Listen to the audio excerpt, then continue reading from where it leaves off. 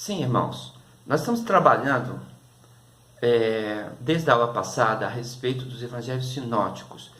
E se a gente observar esses três primeiros evangelhos, Mateus, Marcos e o Lucas, nós vamos ver que realmente existem aproximações e características que os tornam importantes de nós determos na nossa observação.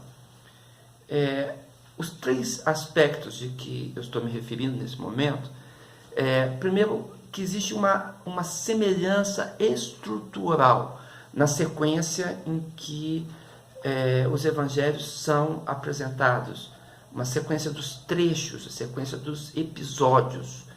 E isso é importante de se ver e rapidamente se percebe isso. Também o texto grego que encontramos, ele tem uma forma semelhante. Foi escrito de um jeito que nos faz perceber que existe uma base comum neles. E ainda existe também uma diferença nos temas e no contexto que os evangelhos são apresentados. Alguns colocam isso sobre o tema problema sinótico. Nós estamos querendo dizer sobre as características que esses evangelhos têm. Surgiram durante os tempos diferentes teorias a respeito dos evangelhos. E a gente pode dizer, com relação aos sinóticos, que em 1776, Lessing foi o primeiro que apresentou, dizendo que deveria haver um proto-evangelho, assim foi chamado, ou seja, uma fonte, um escrito, um registro em aramaico, que teria servido de base para que os evangelhos sinóticos pudessem ter sido escritos. Ele montou essa teoria baseada numa notícia de que Jerônimo teria chegado até ele no século IV depois de Cristo, um evangelho conhecido como Evangelho dos Nazarenos. De fato, esses fragmentos chegaram até o nosso tempo e eles são fragmentos do século II. Mas esse texto não é um texto original, não é um texto escrito em aramaico que tenha chegado a nós. Trata-se de uma tradução dos evangelhos sinóticos e essa tradução foi feita do grego para o aramaico e não do aramaico para o grego. Então, com isso, essa teoria acabou caindo. Porque se os evangelhos sinóticos vieram de um mesmo texto aramaico, como a gente poderia explicar, por exemplo, as semelhanças que eles têm no texto grego, a semelhança do grego entre eles?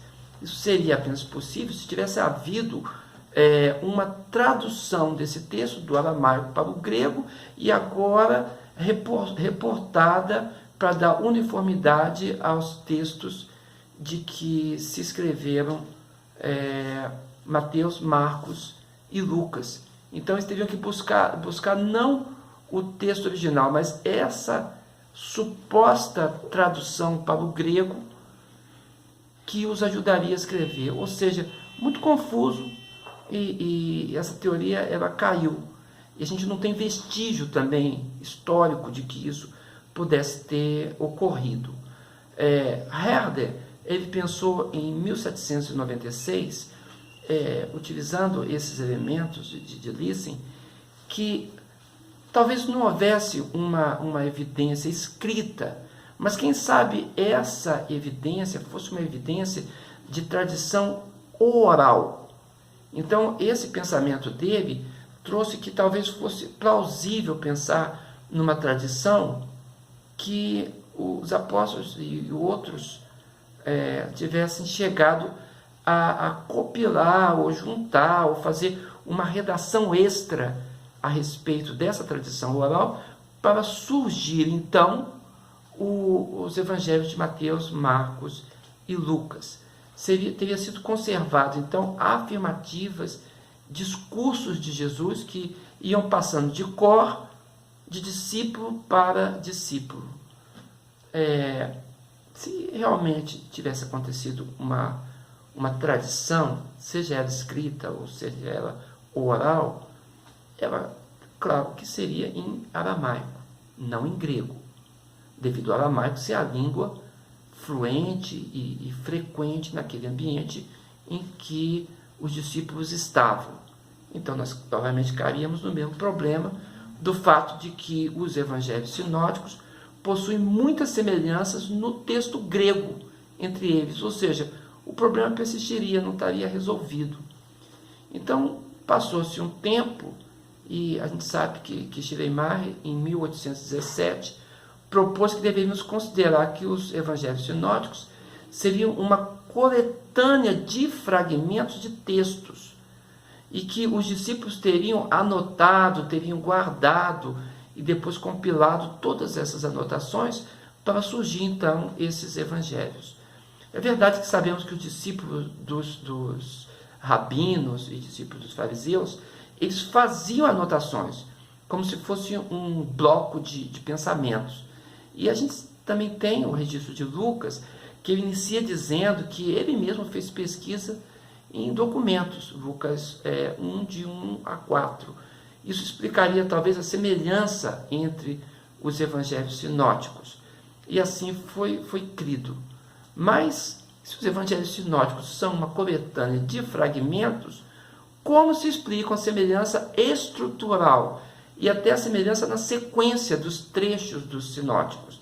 A gente teria uma coxa de retalho muito grande e com essa coxa de retalho não teríamos possibilidade de termos uma unidade conforme esses três evangelhos apresentam, conforme nós temos na Bíblia Sagrada.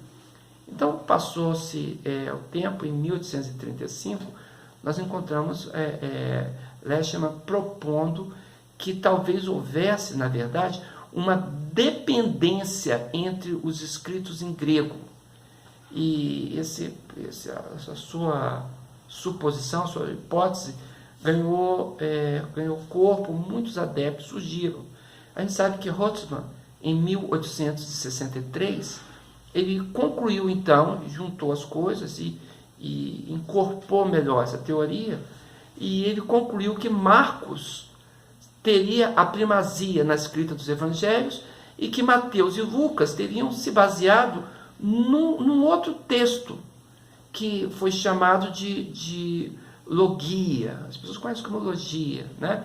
E a partir daí, esses discursos, vamos chamar assim, de Jesus, as palavras de Jesus, então, seriam as duas fontes, foi conhecido como teoria das duas fontes, ou seja, os evangelhos, Mateus, Marcos e Lucas, estariam vindo de Marcos como fonte primária e de uma outra fonte, que foi chamado desde o princípio de fonte Kelly, porque essa palavra, se a gente tirar ela do alemão, ela vai significar simplesmente fonte.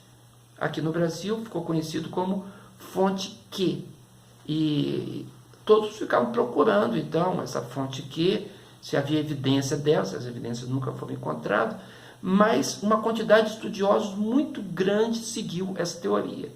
E, na verdade, o pensamento nas duas fontes de que Mateus, Marcos e Lucas estariam baseados no Evangelho de Marcos e nessa fonte que é o que domina até os nossos dias e é a principal teoria ensinada nos seminários, e interessante que não é ensinada como se fosse uma teoria, não. É ensinada como se fosse verdade. Houve até alguns teóricos que bateram o martelo dizendo que já estava encerrado o assunto e que esse é o sentido, duas fontes para os evangelhos. Mas, se esse exercício a gente pressupor que havia apenas duas fontes para os evangelhos sinóticos, a gente estaria ignorando o próprio testemunho de Lucas, porque Lucas, no início do evangelho, Lucas 1, de 1 a 4, ele diz que ele usou diversas fontes, não usou só duas fontes, e essas fontes são fontes pré-sinóticas, elas não estariam em dependência de Marcos. Então, quando a gente pensa nisso, analisa o texto e vê o que nós temos, não é possível demonstrar uma dependência direta dos evangelhos entre os sinóticos dessas duas fontes. Então, nós teríamos, então, que rever esses conceitos, que tem sido ensinado francamente, como se fosse uma verdade, mas é uma hipótese de trabalho, é um modelo de trabalho para se começar a pensar. Na verdade, diferentes teorias são elaboradas, mas essas teorias têm um problema nelas, um problema implícito. Qual o problema? Que elas partem de um entendimento de que as escrituras não são inspiradas. Elas esquecem do problema de que os evangelhos são Bíblia. Os evangelhos são escrituras sagradas, inspiradas pelo Espírito Santo. Então, como que a gente pode imaginar um escritor bíblico dependendo de outros em seus escritos? Como destituir, ou melhor, destruir a autoridade da inspiração, entendendo que um escritor bíblico seja apenas uma compilação de fragmentos de texto, ou de textos maiores, ou de arranjos de anotações, realmente enfraquece muito as teorias se a gente pensar no argumento bíblico. Então, há diversas teorias, mas devemos considerar o que a Bíblia diz como premissa do nosso trabalho, premissa da nossa pesquisa. Então, é afirmado, por exemplo, em Atos 2,42, que havia uma tradição apostólica dos ensinos de Jesus. Então, nós já sabemos que tinha uma tradição apostólica. Se a gente lembrar de Jesus em João 14,26, vamos ver que os apóstolos teriam a ajuda do Espírito Santo de Deus para lembrar daquelas coisas que eles tinham que testemunhar. Foi a palavra de Jesus. E transmitir palavras e atos de Jesus era a principal tarefa apostólica. Na verdade, foi um dos critérios colocado em Atos 1, verso 21, na escolha de Matias, que eles deveriam ter conhecimento de Jesus desde o princípio do ministério dele, e eles guardavam, eram repositórios desse memorial evangélico, né? E além disso, a gente tem que considerar também que Atos capítulo 6 apresenta-nos que a igreja primitiva ela era uma igreja bilíngue, porque eles estão no contexto ali judaico e de fala aramaica, mas os gregos estavam lá. Essa foi a discussão de Atos 6, que as viúvas gregas estavam sendo ignoradas. Então, é muito, muito correto e simples a gente considerar que houvessem textos já autorizados e traduzidos de forma correta para o entendimento dessa população grega que estava dentro da igreja, textos traduzidos para o grego. Então, essas são primeiras colocações que devemos considerar a respeito dos evangelhos sinóticos. Desejo ver com vocês, então, a respeito do evangelho de Mateus. Vamos considerar essas coisas nesse momento.